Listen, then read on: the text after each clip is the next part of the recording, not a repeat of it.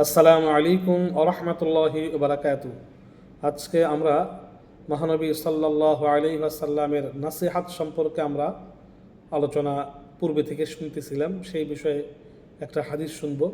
আল্লাহর প্রিয় বন্ধুর বা বন্ধুদের কিছু গুণ বা পার্থিব অবস্থা। আল্লাহ পাকের প্রিয় বান্দা বান্দীদের এই পার্থিব অবস্থা কেমন হবে, যে বা গুণ কেমন হবে, এটা আল্লাহ পাক স্বয়ং বর্ণনা করেছেন। মহানবী সাল্লাল্লাহু আলাইহি ওয়াসাল্লাম বলেন যে আল্লাহ পাকের একটি বক্তব্য, আল্লাহ পাকের একটি কথা আমি তোমাদেরকে আলোচনা শোনাচ্ছি, যে আল্লাহ পাকের প্রিয় বন্ধু বা প্রিয় বান্দা বান্দীদের পার্থিব অবস্থা, দুনিয়ার অবস্থা কেমন হবে। আল্লাহ রাসূল কথাটা বলেছেন, কত সুন্দর কথা। ইন্না আগবাতা আউলিয়াই মিন আউলিয়াই ইনদি মুমিনুন খফিফুল হালি যু হজ্জান মিন সালাতিন আহসানু ইবাদাত রাব্বি ওয়া কানা গামিদান ফিন নাস লা ইউশারু ইলাইহি বিল আসাবি'i ফাআজিলাত মানিয়াতুহু ওয়া কাল্লাত রাসুহু ওয়া কাল্লাত বাওয়াকি। মহানবী সাল্লাল্লাহু আলাইহি ওয়াসাল্লাম ইরশাদ করেন যে আল্লাহ পাক রব্বুল আলামিন বলেছেন, আমার বন্ধুদের মধ্যে আমার নিকট সবচেয়ে সৌভাগ্যবান সেই মুমিন যার পার্থিব অবস্থা খুব নগণ্য। আল্লাহ পাক বলছেন এটা, যে আমার প্রিয় বান্দা বান্দীদের পার্থিব অবস্থা হলো, তার পার্থিব বা দুনিয়াবী অবস্থা হবে খুব নগণ্য। সালাতের পরিমাণ অধিক, নামাজের পরিমাণ হবে অধিক। যে উত্তমরূপে স্বীয় প্রভুর দাসত্বকারী বা আনুগত্যকারী বা গোলাম, এই গোলামি করে মানুষের নিকট সুপ্ত। আল্লাহ পাক বলছেন আমার প্রিয় বান্দাদের পার্থিব অবস্থা হলো যে সে আমার আনুগত্যকারী, সর্ব অবস্থায় আমার আনুগত্য করবে। তারপর মানুষের নিকট সে সুপ্ত থাকবে, গোপন থাকবে।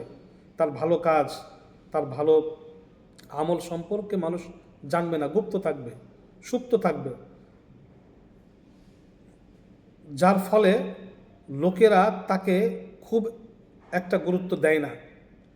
যার মৃত্যু হয় খুব দ্রুত, যার মৃত্যু হয় অল্প বয়সে দ্রুত, উত্তরাধিকার সম্পদ থাকে অল্প, উত্তরাধিকার সম্পদ থাকে অল্প, ও মৃত্যুর পর কান্নাকাটি করার লোক থাকে খুবই কম।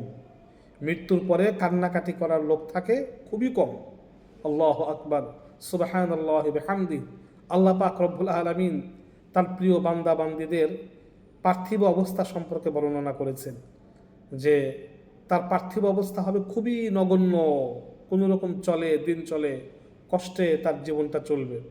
নামাজের পরিমাণ হবে অধিক, ফরজ নামাজের পাশাপাশি তাহাজ্জুদ নামাজ, অন্যান্য সব নামাজ সে আদায় করবে। সে আল্লাহ পাকের দাসত্ব, গোলামি উত্তম রূপে আদায়কারী হবে। মানুষের নিকট সে সুপ্ত, গোপন থাকবে, যার ফলে লোকেরা তাকে খুব একটা গুরুত্ব দিবে না। যার মৃত্যু হবে দ্রুত, মৃত্যু বেশি লম্বা, অনেক বেশি লম্বা হায়াত পাবে না।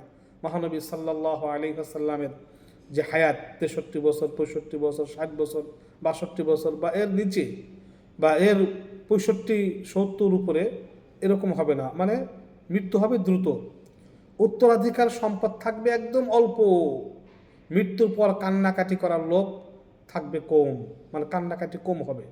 এটা হলো আল্লাহ পাকের প্রিয় বান্দা বান্দীদের পার্থিব অবস্থা। আল্লাহ পাক রব্বুল আলামিন আমাদেরকে তার এই প্রিয় অভ্যাস বা প্রিয় গুণে গুণান্বিত হওয়ার তৌফিক দান করুন, আমিন।